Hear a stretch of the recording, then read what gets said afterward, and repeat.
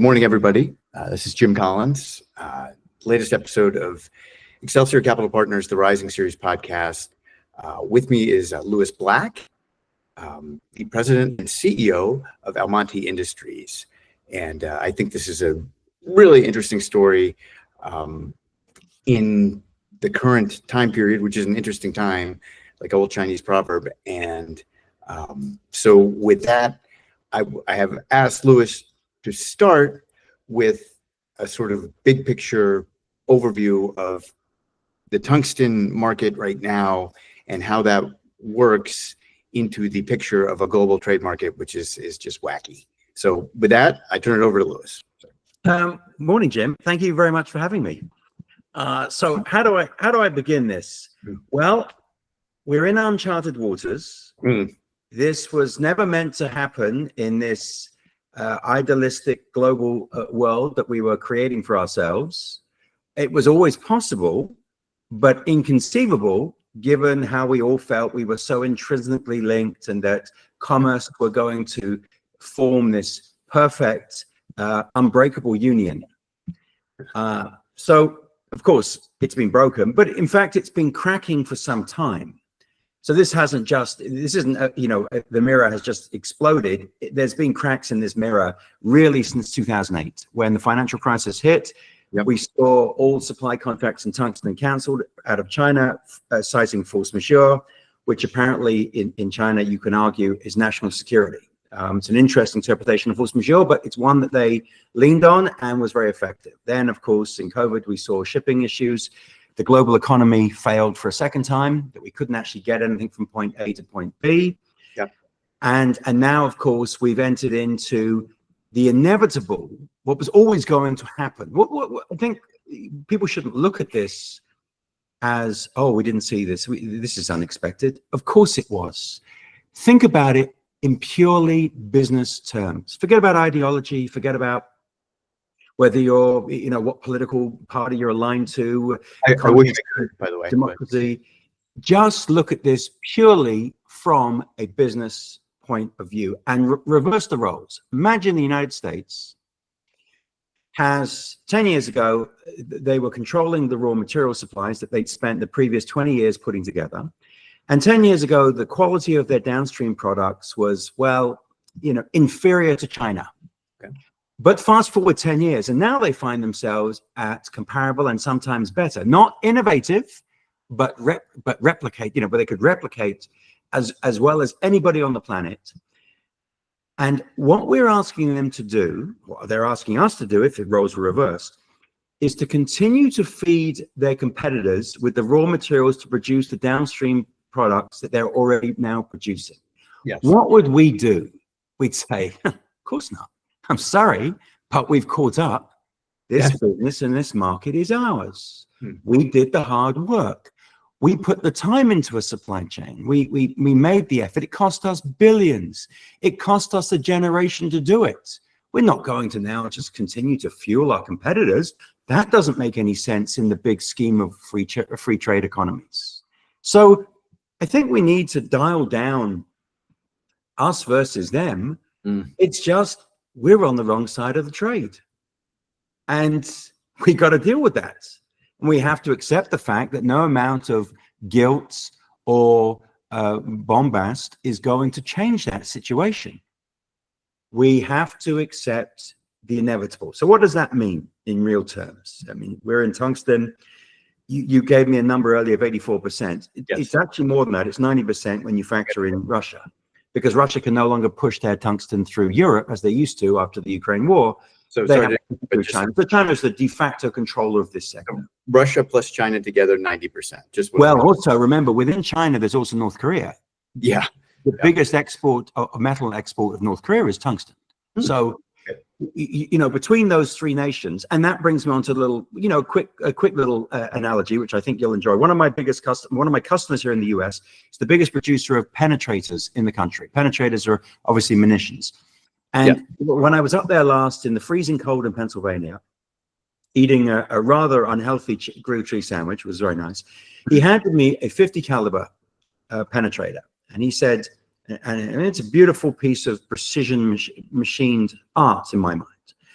He said, we send this to the Ukraine, he said, and the Ukraine uses this to defend themselves against the 3 nations that provide 90% of the raw materials to make it. And when you actually put it in those sort of simple terms, you can say that not only has China really put a lot of effort into this journey, a generation, 30 years. Yeah. They've executed magnificently. And now we have to find solutions. But there is good news. And I'm not going to say, oh, Almonty's here, we're going to fix all the problems. That's not what I'm going to say. Okay. I'm going to say that in the West, when we have our back against the wall, you know, because fundamentally we're lazy. I mean, let's be honest. We allowed this to happen because it's been fast food. It's fast food supply chain, raw materials. But when our back is against the wall, we can really pull it out. And I think that's one thing that in many ways, I think China doesn't fully appreciate, because our back hasn't been to the wall for a very long time. Yeah. And you know, despite my accent, I'm actually an American. I have enormous confidence, not overly confident because I hope for the best, but because I know the people I work with, the people I supply, you know, when they've really got to put the work in, they can really pull it out the back. And so I think what we're seeing was inevitable. I think that, you know, China has seen the Trump administration as the trigger, although the Biden administration really started the big move with the tariffs on the tungsten sector that doesn't exist in the US. Yeah, yeah. I think China was probably not as ready as they would have liked to have been for this battle, because I think they saw it as we were sitting in a medieval castle and they were sort of knocking breaches in the walls for 30 years. They wanted more breaches, but you know, they looked at the Trump administration and say, you know, this guy's going to rush out that castle now and go after us. We got to go now. So sure. I think, you know, we are in a situation that we knew was going to happen. All of my customers felt they'd all be retired by the time it happened, but now we have to get smart. And we as the main tungsten provider and reopening the world's largest tungsten mine in a couple of months in South Korea, we find ourselves in the perfect situation in resources, which is better to be lucky than smart. We're at the right time, right place, with the right product. So I hope that helps with a high level view. It does, and that is, I would say it's the question I'm being asked most frequently, but it's actually the only question I'm being asked lately. So the administration, I think the previous one did as well, classifies tungsten as a critical mineral. So maybe, Louis, you could just give us sort of a tungsten 101 in terms of the sources and uses of it, and you know why you see that market growing in the future. Well, I think I'm gonna keep it really simple, because it is really simple. I don't have to be hugely academic about it, because there's no reason to be, because it's quite simple. In the last 30 years, we've lived in a world of what we call in our industry tungsten diplomacy, because it's a scarce resource. It's hugely controlled by North Korea, Russia, and China. And we don't have much of it in the West. China was very efficient at not only taking the market share back in, you know, before the 90s, there was nearly 100 tungsten mines outside of China. By the end of the 90s, there were 2. So they did an incredible job at decimation, but they did something much more effective that is really overlooked. They also diminished and eradicated the intellect required to mine it, because it's a very difficult metal to mine. And so that knowledge doesn't exist anymore. I mean, we're very fortunate. One of our mines is run for 136 years. They were one of those 2 mines that survived. But reason why most tungsten mines fail that we don't own is because of this reason. But going back to what is it? It's in everything. It's the one metal that you find in every part of your economy, from industrial all the way through to technology. We're talking whether you want to build a plane, a car, if you want to drill, if you want to manufacture, if you want to build, if you want to make a semiconductor, if you want to make a solar panel, if you want to make a battery, if you want to make a screen, if you want to make a guidance system for a satellite system, And of course, the big, the gorilla in the room right now is defense. Yes. You cannot produce munitions, any caliber or armor without tungsten. It's not possible to do. There's nothing to substitute it for. It is a war metal, as well as being in every part of your global economy. Only a small amount of it. I mean, the entire world output is between 87 and 93,000 tons a year. The US consumes roughly 9,400 tons a year. It's like a nothing. But without it, none of those processes, none of those applications can be completed, which means that ultimately, tungsten is not driven by price. Tungsten is driven by availability. And now that you have 90% of it cut off from the world, there's a problem. So, your life without this little tiny piece of tungsten, you wouldn't even appreciate how much you would lose in your day-to-day without it. Sure. And it's been, as I said, this tungsten diplomacy, because you can have a handbag fight over lithium, rare earths, graphite, because none of those are scarce. They're everywhere. Yeah, you got to go mine them. You got to get, but tungsten, you don't have that choice. So this is a whole different level of crisis in that regard. And that's why in 2008, my customers got bitten. So they developed technologies to recycle their own products, hard metal scrap. But they reached a plateau of what technology could do. 50% is scrap, 50% is raw material. What China has done recently is, rather than collapse the price to stop capital coming in, they're just starving my customers, not just by restricting exports, but also by consuming Western supplies. So they're buying Western concentrate. They've passed they've removed an environmental regulation recently that means from July or thereabouts, they can start consuming hard metal scrap. So now all of my customers have to compete with China for the same raw materials. This is a different strategy. But again, highlights just how important this is to China. Because if you control the tungsten, you can't even defend yourself without their permission, because you can't produce any of the products to do so. No munitions, no armor. You can't even produce the phone to call for help. You can't even produce the satellite to watch anything. It's essentially a critical metal, and it's identified as such not only by China and Russia, but also by South Korea, Japan, the EU, the UK, the US, Canada, South Africa, Brazil. They've all identified it in their top 5 metals, and yet they have no production, and they don't have any mines. It's one of those dreadful situations where you must have something, you need it, not just want it, but you can't do it yourself because you don't have it.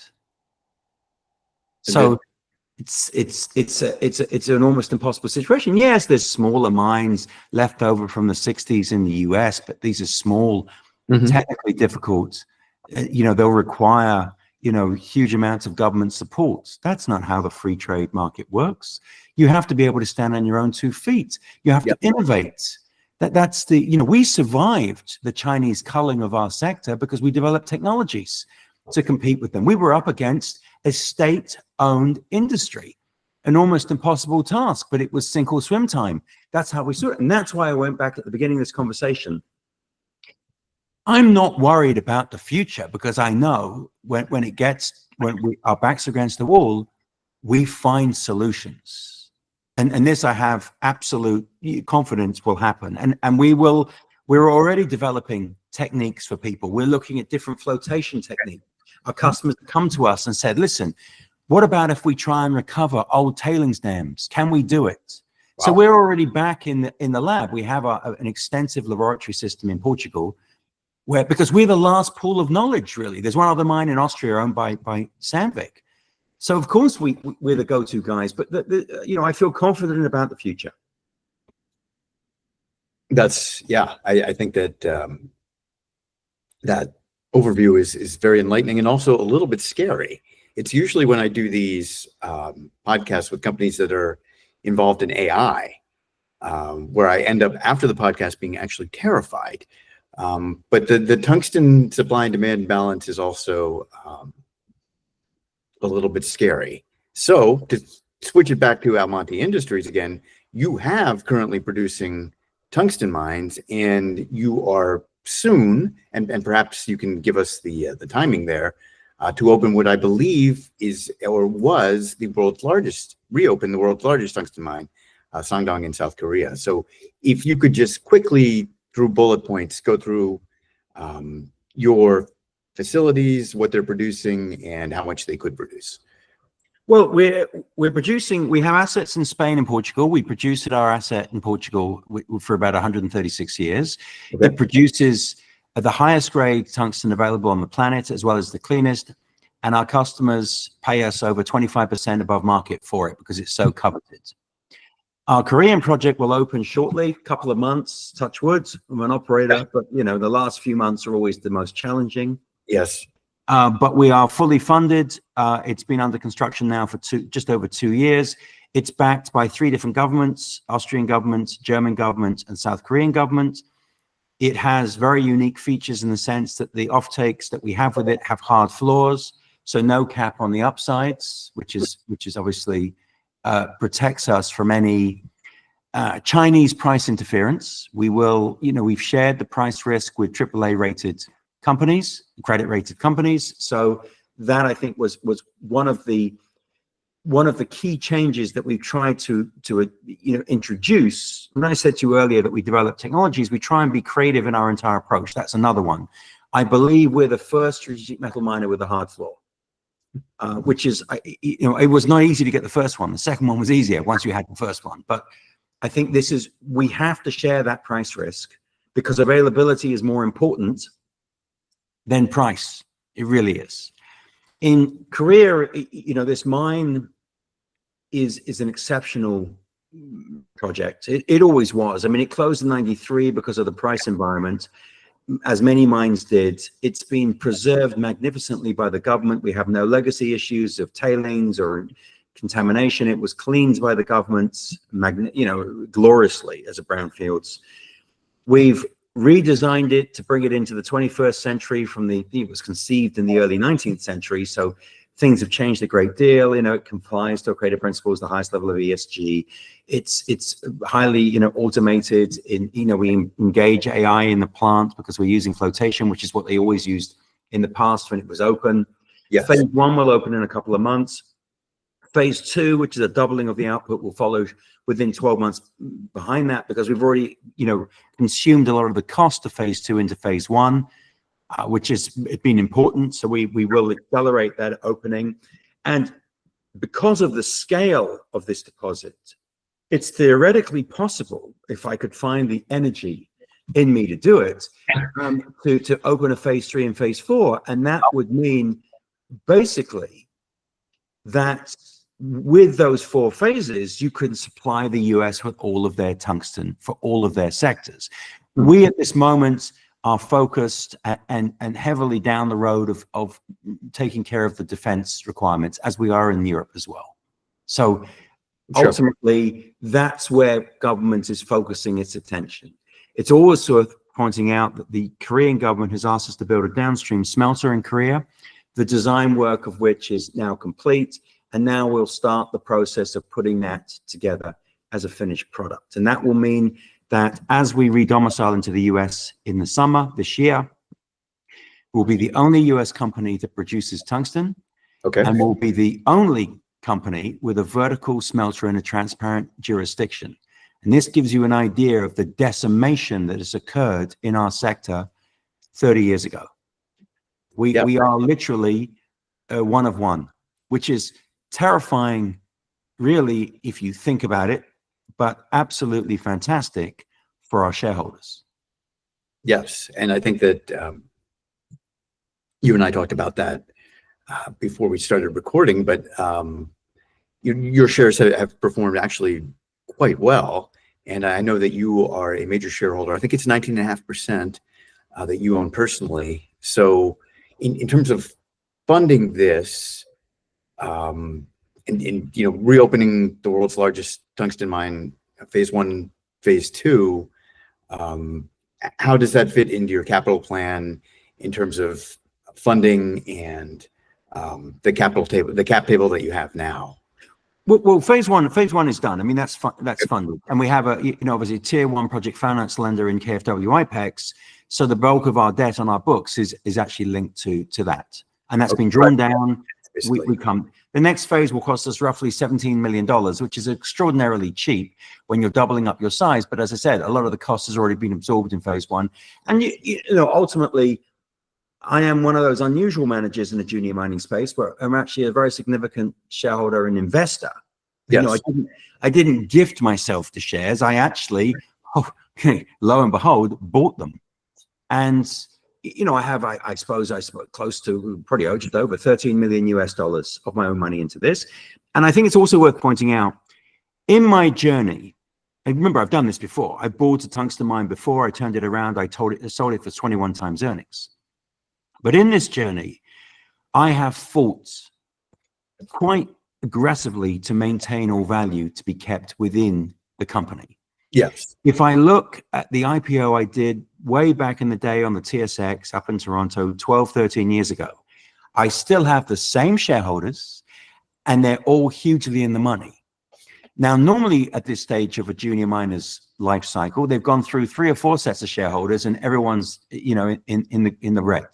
So with some interesting warrant coverage and things like that. And my obsession with value has been widely criticized by funds, banks, because of course they all want their piece. But as I'm essentially aligned with shareholders rather than, my own magnificence, I basically have fought hard to get to this point because I've done this before.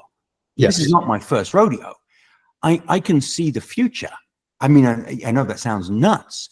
I have something that no one else has. It's built in a democracy, which of course no one in their right mind wants to do because it takes, I bought Korea in 2015. This has been the 8 to 10 year life cycle that it takes to build a mine in a democracy. I'm right on schedule. I'm 10 years in. Nobody who's sane would do it because I didn't have any issues, but it's the regulations and the hoop jumping is not for the faint-hearted.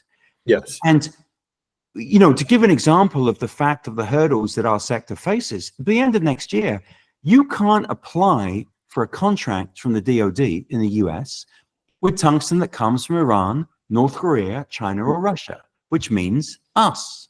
Right. And so, I find it incredulous to think that we would remain independent because we are needed by too many companies who are vast consumers of not only the material, but providers to thousands of different sectors in a global economy, defense being obviously front and center right now. And so you're finding that governments are trying to get in front of companies because they know that if this tungsten is fed into a company, how do they know it's going to serve national security?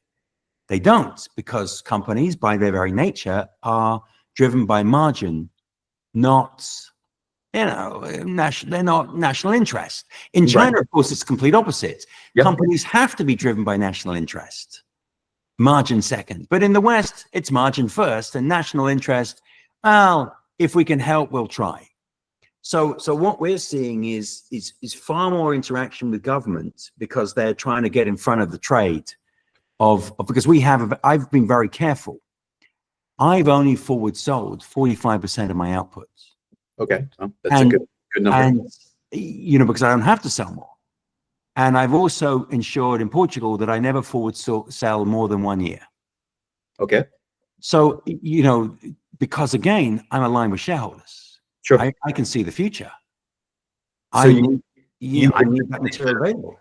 I'm sorry to Sorry. Interrupt, but I am a capital markets guy. So, essentially you have a hard floor on pricing. And it was at Plancy, I believe, or I can't remember. The Plancy Group, yes. Yeah. But then you would have no ceiling on 55% of your output or any output. Well, no, I have no ceiling on the 45%. I just have a floor if the prices collapse, no cap on the upsides. So no cap on the upside at all. I want to make sure I'm saying that clearly. Okay. That's kind of a big deal, as we say here in New York City. Well, it took a long time to discuss it. But I mean, we look at the deal we announced on our moly. We have also the same structure, a hard floor on the moly outputs. I mean, we also have a fully permitted moly mine, both environmental mining, ready to go, which is 300 feet from our existing infrastructure at the tungsten site. I don't really talk about the moly because I want to do more work on it. Right now, I'm focusing on phase 2 and my smelter. As more data becomes to market, it will be more publicly discussed, and then we can talk more fully about the moly. But Sure. this is really my condition now of my terms of business, and that's the advantage we have. When there's not a lot of it, you have certain economic advantages in your asks. Right. Hard floors, premiums, but you'll only get them if you have the track records and the history to do it. Yes. My customers are not in the business of helping anybody except themselves, which is business. Capitalism. Yeah. That's capitalism, how it rolls. I mean, we can't go, oh, but I'm a Western supplier, you must help me. What the hell are you talking about? No one helped me. I get it. You've got to prove that you're worthy. And they've got to understand that when you say you're going to do something, it's really going to happen. They have to believe it. And then they're in the situation, if they don't do it, someone else will. And that's how capitalism works. Yes. And we have to understand that governments are not going to subsidize a supply chain. Sure. They may offer tools to help accelerate the development of a supply chain, but we are not in a system like China that will offer state subsidies for whatever we produce for the greater good. It doesn't work like that. And we have to get that out of our mindset. Yes. I think the US government right now is looking at streamlining the way that they help, companies develop their supply chains. Because right now there's a lot of different programs, a lot of different voices, a lot of directions you can be pulled. I believe that streamlining it is going to be something they're very much going to focus on. Putting together one policy, one direction, one voice. But they're not going to give us, I earned my premium. Right. I earned my hard floor. I've taken the knocks and I'm still here. I took the fight with China seriously. I didn't win, but I didn't die. Okay. And that really is how, I think that's why we've been able to attract what we are. That's why we're worth 8-9 times more than our nearest competitor in tungsten. That's why we have one of the highest junior mining liquidities in Canada, because we don't have an alignment with banks. We've stayed independent, but we've done a great job. And now we're going to be rewarded. Okay. Because we've done our work. We are going to, enter into a market that needs us, that we are essential. There is nothing else like us on the horizon for more than a decade. And we are completely operating only in democracies. We've supplied our sector for, 20 odd years and longer. Sure. We're well known in the sector. Yep. And I think anyone who thinks that they're going to be hearing from me in the next 24 months and I'll still be independent, you're out of your mind. You forget why I did this. And I didn't do this to get a statue. I did this because I saw the ability with the knowledge that we had to make tungsten mines work, the technologies we've developed. I knew I could get the best project finance lender. I knew I could get the best offtake. I knew these are bogeys I had to hit, because this time, when my exit will be the biggest exit in tungsten for 2 generations. As I said, I've done this before. I set the benchmark for valuation.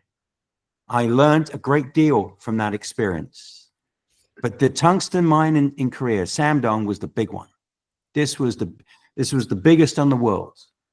Right. And my journey has been to this point.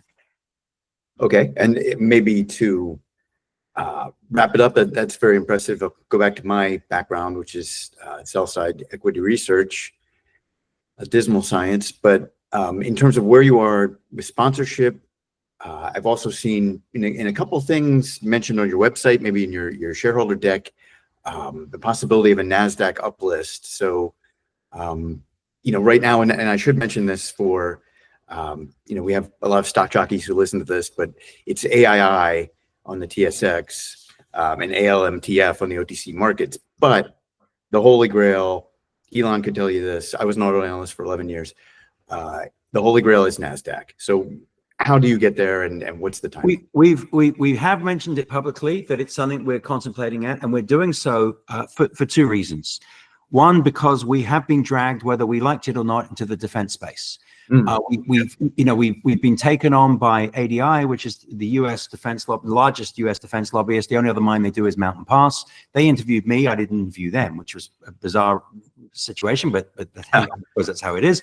And we have gentlemen like General Perna, who are, have joined our board. We have another gentleman coming up very quickly behind him. These groups are way above our pay grades. This is something which is not for a small little, niche metal mine. This is because we have something that is unique.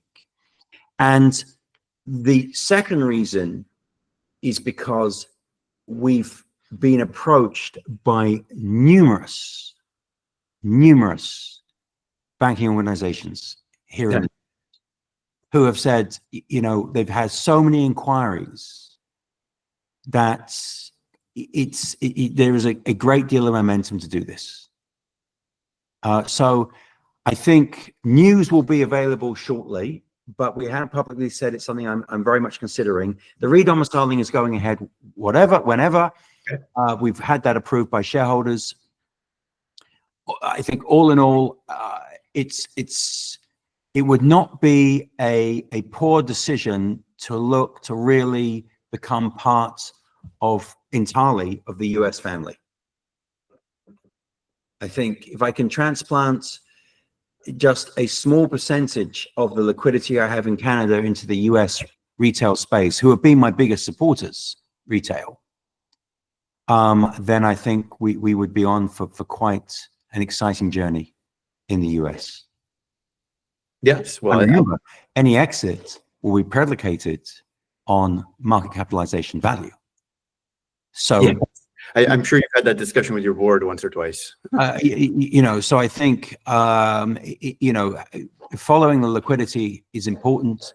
We are a major cog in the defense wheel for tungsten in the US.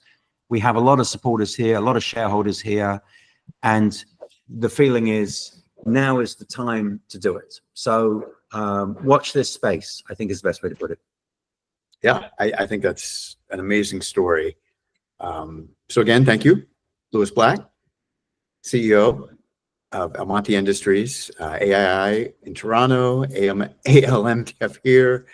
And as always, I enjoy doing these. And this is one of the better stories I've ever heard.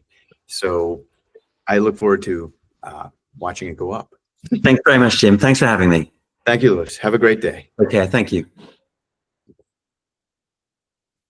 Okay.